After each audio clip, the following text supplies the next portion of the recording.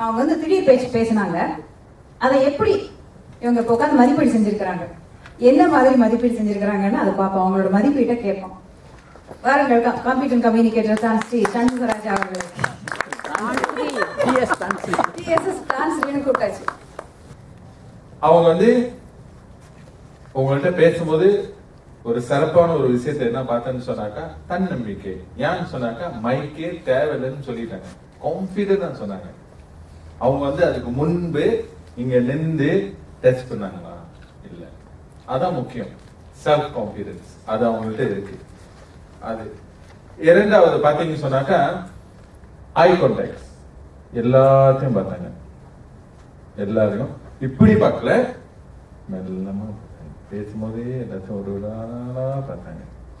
So இது என்ன சொல்லுதுன்னு சொன்னாக்கா ஐ எம் சுப்பீரியர், நான் வந்து இப்போதைக்கு இந்த ஃப்ளோவை இந்த மேடையை நான் கண்ட்ரோல் பண்றேன் அப்படின்னு அவங்க வந்து மெசேஜ் கொடுக்குறாங்க. இன்னொன்னு வந்து அவங்க வந்து நடக்கும் எதுவுமே இல்லைன்னு சொல்லிட்டு எப்படி ப்ரூவ் பண்ணாங்க, அவங்களோட கை ஜெஸ்டர் ஓடிக்கிட்டு இருந்துச்சு. ரொம்ப பேரை பாத்தீங்கன்னா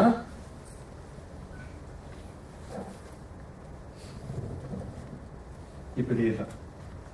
இது ஒரு பிளஸ் பாயிண்ட் அவங்க கிட்ட, அது இல்ல. அடுத்தது பாத்தீங்கன்னு சொன்னாக்கா அந்த தலைப்பு திடீர்னு கொடுத்தாலும் பட்டுன்னு பொட்டுன்னு அழகா உடைச்சாங்க. எப்படின்னு சொன்னாக்கா ஆரம்பம், அதோட ஈஸி, கடைசியா எப்படி முடிக்கணுமோ, அப்புறம் வந்து அந்த அதே தலைப்பை வந்து எல்லாத்துக்கும் பயன்படுத்துற மாதிரி ஒரு மெசேஜும் அழகா கொடுத்துட்டு போயிட்டாங்க. இது எல்லாத்துலயும் முடியாது, ஆனா எல்லாத்துலயும் பயிற்சி பண்ண முடியும். அதையும் அவங்க ப்ரூவ் பண்ணாங்க. அடுத்தது வந்து இந்த மேடை, அவங்களுக்கு மேடை கொடுத்தாச்சு, பார்த்தாங்க மேடை. ஆனா இன்னும் இம்ப்ரூவ் பண்றதுக்கு என்ன செஞ்சிருக்கலாம் அப்படின்னு சொன்னாக்கா இந்த மேடையை இன்னும் கொஞ்சம் பயன்படுத்திருக்கோம். இங்க இங்க இருந்து இங்க போயிருக்கலாம்.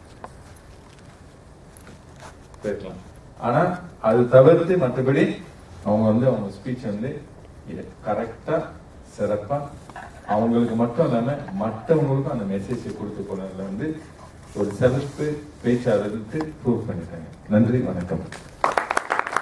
சொல்வேந்தர் ஸ்ரீ சண்முகராஜா அவர்களே, ஒரு மதிப்பீட்டாளருடைய மதிப்பீடு என்பது இப்படிதான் இருக்கும். எந்த விதத்திலும் அந்த பேச்சாளரை தரம் தாழ்த்தி விடாத அளவிற்கும் அவரை எப்படி கையை பிடித்து உயர்த்தி விடுவது என்ற ஒரு தன்னம்பிக்கையை ஊட்டுவதுமாகத்தான் இந்த சொல்வேந்தர் மன்ற பேச்சாளர்களுடைய மதிப்பீடு அமைந்திருக்கும். இந்த ஒவ்வொரு மதிப்பீட்டின் அடிப்படையிலும் அவர்கள் தங்களுடைய பேச்சை அடுத்த நிலைக்கு எடுத்து செல்ல மிக சிறப்பான ஒரு பயிற்சியாகும்.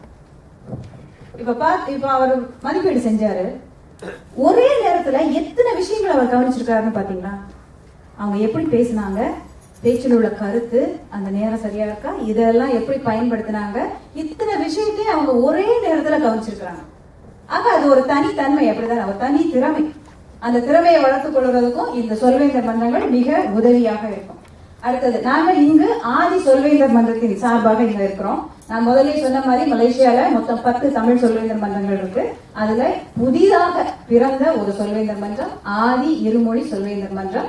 இது கிளாங்ல புக்கிட் திங்கி ஹைலண்ட் தமிழ் பள்ளியில ஒவ்வொரு மாதமும் 2வது வாரமும் 4வது வாரமும் நடைபெறும்.